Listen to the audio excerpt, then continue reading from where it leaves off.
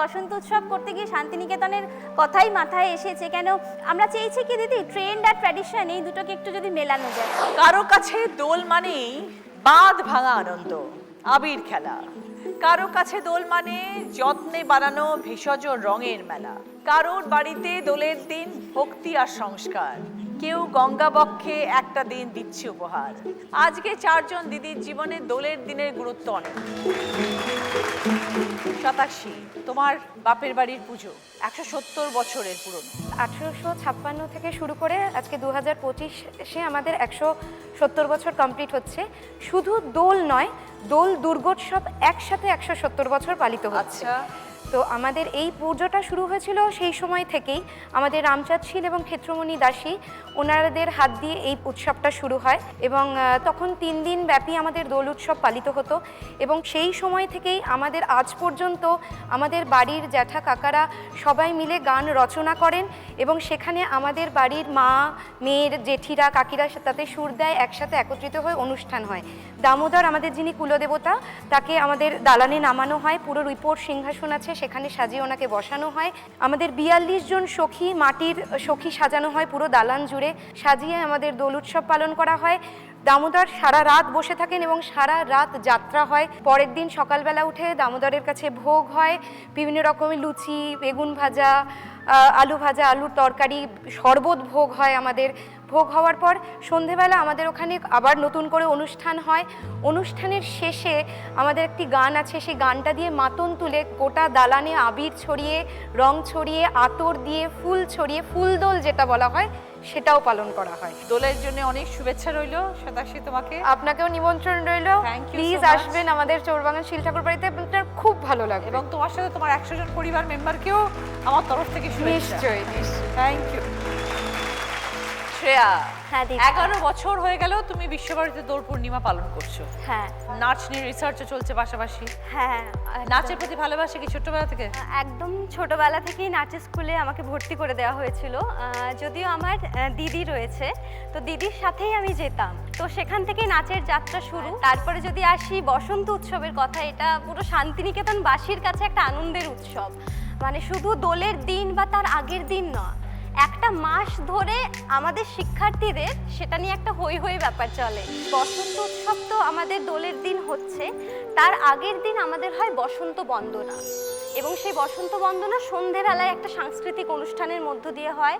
তারপরে রাত্রি 9টার সময় শুরু হয় আমাদের বৈতালি। ওটা খুবই একটা অদ্ভুত অনুভূতি, কারণ তখন পূর্ণিমার চাঁদ সদ্য আকাশে একদম হয়েছে, আর খালি গলায় সবাই গান করতে করতে গেয়ে চলেছে, পুরো আশ্রম প্রাঙ্গণ ঘিরে গান করছে।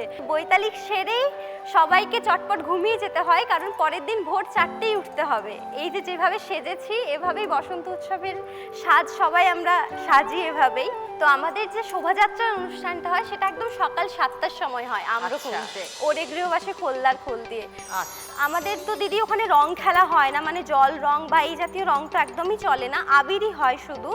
এবং রাঙিয়ে দিয়ে যাও, এই গানটা শেষ হবার পরেই কিন্তু আবির খেলা হবে, তার আগে কেউ আবির খেলতে পারবে না, এটা ওখানে ট্র্যাডিশন। তো এটা হয়ে যায়, এবং তারপরে রাত্রিবেলা, সন্ধেবেলা, যেটা বসন্ত উৎসবের আমরা অনুষ্ঠান বলে থাকি, যেখানে নৃত্যনাট্য, গীতিনাট্য অনুষ্ঠিত হয়, সেটা পরিবেশিত হয়।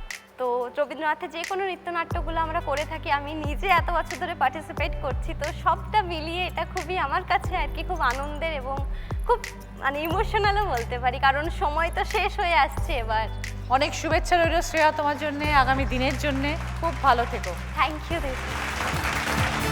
রোজি, গঙ্গা বক্ষে বসন্ত উৎসব পালন করো, এই আইডিয়াটা কার মাথা থেকে এলো, কিভাবে শুরু হলো? আমার হাজবেন্ড আর আমরা দুজনেই ঘুরতে ভালোবাসি খুব। আমাদের মধ্যে একটা এক্সপ্লোর করার খুব টেন্ডেন্সি, কলকাতার অলিগলি, গঙ্গার ঘাটে। তো আমরা দুজনে মিলে এরকম অনেক, মানে বাগবাজার, মায়ের ঘাট, শোভাবাজার, আহিটোলা, এই সমস্ত ঘাটে ঘাটে ঘুরেছি, দেখেছি, জানার চেষ্টা করেছি। তো সেরকমই একদিন একটা সন্ধ্যাবেলা আমরা বসেছিলাম, সব ফেরি পারাপার হচ্ছে, ফেরিতে যাওয়া আসা হচ্ছে, তার মধ্যে একটা ভেসেল দেখছি আমরা যে একটু আলো জ্বলছে, নাচ গান হচ্ছে, মানে একটু অন্য রকম।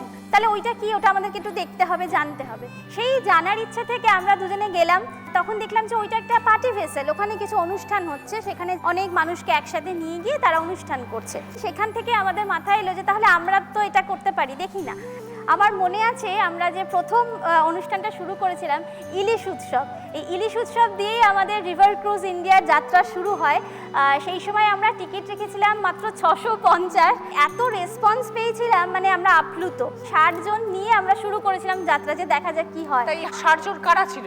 আমরা সোশ্যাল মিডিয়াতে অ্যাড দিয়েছিলাম, তো আমাদের ওই বসন্ত উৎসব করতে গিয়ে শান্তিনিকেতনের কথাই মাথায় এসেছে। কেন আমরা চেয়েছি কি দিদি, ট্রেন্ড আর ট্র্যাডিশন এই দুটোকে একটু যদি মেলানো যায়। এবং আজকে আমাদের বসন্ত উৎসব 5 বছর রিভার ক্রুজের। তো এটা তোমাদের কি পার হেড টিকিট হিসেবে নেওয়া হয়? পার হেড হিসেবে কিরকম টিকিটের রেট হয়? এটা 1550। কোথা থেকে কোথা যায়? এটা আমরা বাবুঘাট থেকে শুরু করি, আমাদের দক্ষিণেশ্বর বেলুড় অব্দি আসি। এটা ভাসমান, এই যখন ভাসছে তার মধ্যেই কিন্তু এই নাচ গান নৃত্যনাট্য খাওয়া দাওয়া সব কতক্ষণ, কত ঘন্টা? এটা 5টা থেকে 8:30। তোমাদের কন্ট্যাক্ট কিভাবে করবে মানুষ? আমার কন্ট্যাক্ট নাম্বার আমি বলে দিচ্ছি, 9804438156। আর এছাড়াও ফেসবুক পেজে রিভার ক্রুজ দিলেই যে কেউ পেয়ে যাবে। আরো বড় হোক তোমার এই বিজনেস। এই আশীর্বাদ করুন যেন আরো এগিয়ে নিয়ে যেতে পারি। All the best. Papiya di, ভেষজ আবির নিয়ে আপনার বিজনেস করেন, কিভাবে শুরু হয়েছিল এই জার্নি? এটা আমরা শুরু হয় আমরা 2021 সালে আমরা এলাকার কিছু মহিলাদের নিয়ে একটা স্বনির্ভর গোষ্ঠী তৈরি করি, এবং তাদের মাধ্যমেই আমাদের এই ভেষজ আবির মানে তৈরি করার একটা পরিকল্পনা হয়। এখন আমার এই গোষ্ঠীতে আমরা 13 জন মহিলারা রয়েছি, এবং এই 13 জন মহিলারাই আমরা কিছু না কিছু কাজের মধ্যে নিযুক্ত আছি। এবং গত বছর থেকে আমরা চিন্তা ভাবনা করলাম যে আমরা যদি এই ভেষজ আবির তৈরি করি, তা মূলত কারণ হলো যে বাজারের যে চলতি আবির তাতে তো অনেক ভেজাল রং দেওয়া থাকে, তার জন্য তো আমাদের অনেক স্কিনের প্রবলেম হচ্ছে, এই হচ্ছে, তার জন্যই আমরা এই ভেষজ আবির। আপনাদের নিশ্চয়ই আগে থেকে ঠিক করা থাকে যে কাদের কাদের কাছে বিক্রি করবেন বা কারা নেবে, অর্ডার থাকে? মোটামুটি আমরা এলাকায় কিছু দিই। এবার এই যে আমাদের যে ধূমকেতু সোসাইটি এরা রয়েছে, এরা কিছু কিছু কন্ট্যাক্ট করে। কিলো হিসেবে বিক্রি হয় না প্যাকেট হিসেবে? না, 50 গ্রামের প্যাকেট 6টা রং এবারে বানিয়েছি। কিরকম দাম থাকে 6টার একটা প্যাকেট? 20 টাকা করে ইয়ে করেছি আমরা, ব্যাস। এক একটা প্যাকেট। হ্যাঁ, 20 টাকা করে। এবার যদি কেউ 5টা নেয় আমরা একটা ফ্রি দিচ্ছি। ভেষজের মধ্যে মূল উপাদান কি থাকে? এটার মধ্যে থাকে হলো সবজি, ফুল, আচ্ছা, এইসব দিয়েই আমরা করছি। শুকিয়ে পাউডার করা? না দিদি, ধরুন সবজি, ধরুন বিট বলুন, গাজর বলুন, এগুলো আমরা গ্রাইন্ডারে পেস্ট করি, করে ওই যে রসটা নিয়ে রংটা বার করা, সেই রসটা দিয়ে রং বার করি, করে সেটা ট্যালকম পাউডারের সাথে আমরা মিক্সড করি, করে ওর মধ্যে আরো অন্য কিছু অন্যান্য আরো জিনিস দেওয়া। হ্যাঁ, Okay. যাতে রং পাচ্ছে। আমার গ্রুপের যারা এসেছেন ওরা আপনার জন্য একটু ভেষজ আবির নিয়ে এসেছে, আপনাকে তারা দিতে চায়। ঠিক আছে, আসুন।